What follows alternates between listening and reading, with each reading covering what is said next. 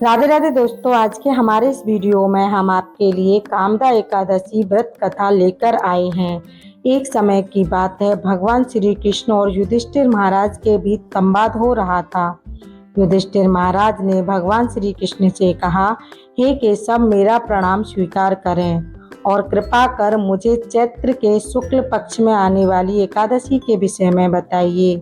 युधिष्ठिर महाराज की बात सुनकर भगवान श्री कृष्ण ने उत्तर दिया, प्रिय युधिष्ठिर महाराज, चैत्र मास के शुक्ल पक्ष में आने वाली इस एकादशी को कामदा एकादशी कहते हैं। इस व्रत का पालन करने से समस्त पाप नष्ट हो जाते हैं और व्रत का पालन करने वालों को पुत्र रत्न की प्राप्ति होती है।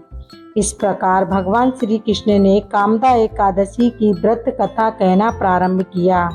अनेकों वर्ष पहले रत्नपुर नामक गंधर्व और किन्नरों का एक राज्य था। उसमें राजा पुंडरीक निवास करते थे। गंधर्व और किन्नरों के इस राज्य में सुख, समृद्धि और प्रसन्नता का वास था। इस राज्य में एक श्रेष्ठ अप्सरा ललिता अपने पति गंधर्व ललित के साथ रहती थी। वे दोनों सदा एक दूसरे के प्रेम में लीन रहते थे। एक दिन ललित राजा पुंडरीक की सभा में नृत्य और गायन प्रस्तुत कर रहा था, परंतु उसके साथ उसकी प्रिय पत्नी ललिता नहीं नाच रही थी। नाचते और गाते समय उसे ललिता की याद आ गई और उसके पैरों की गति धीमी हो गई और उसकी जीभ लड़खड़ाने लगी। तभी सभा में उपस्थित नागराजों में श्रेष्ठ करकोट नाम के एक नाग को ललित के मन का संताप ज्ञात हो गया। उसने राजा पुंडरीक को ललित के पैरों की गति रोकने और गायन में गलती होने की बात बता दी। करकोट की बात सुनकर राजा पुंडरीक को गुस्सा आ गया और गुस्से में भरकर उन्होंने ललित को श्राप दे दिया, हे मूर्ख, तू मेरे सामने गायन प्रस्तुत करते हुए अपनी पत्नी को याद कर रहा है। मैं तुम्हें नरभक्षी राक्षस बनने का शाप देता हूँ।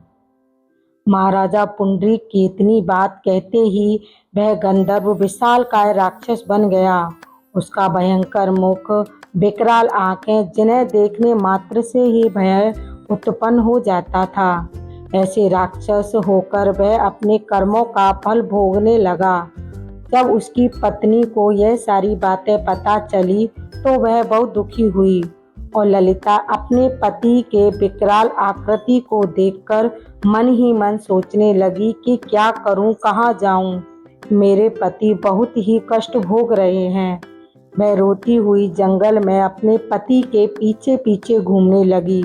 जंगलों में घूमते घूमते उसे एक सुंदर आश्रम दिखाई दिया, जहाँ एक शांत मुनि बैठे हुए थे।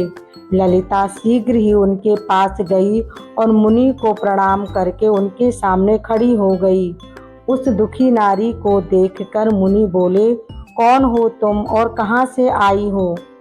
ललिता ने कहा, हे मुनि, मेरे पति का नाम मैं ललिता हूँ और मेरे स्वामी अपने पापों का दोष के कारण राक्षस बनकर घने जंगल में भटक रहे हैं। उनकी यह अवस्था मुझसे देखी नहीं जाती। आप मुझे कोई ऐसा उपाय बताएं जिसके प्रभाव से मेरे पति को राक्षस योनि से छुटकारा मिल जाए। मुनिवर बोले, हे पुत्री, इस समय चैत्र मास के शुक्ल पक्ष की कामदा एकादशी है, जो सभी पापों का नाश करने वाली है और अति उत्तम है। तुम एकता कामदा एकादशी के व्रत की विधि पूर्वक व्रत करो। व्रत का पुण्य अपने पति को प्रदान करो। पुण्य देने से क्षण भर में ही उनके सारे दोष दूर हो जाएंगे। मुनि के यह वचन सुनकर ललिता ने कामदा एकादशी का विधि पूर्वक व्रत और पूजन किया।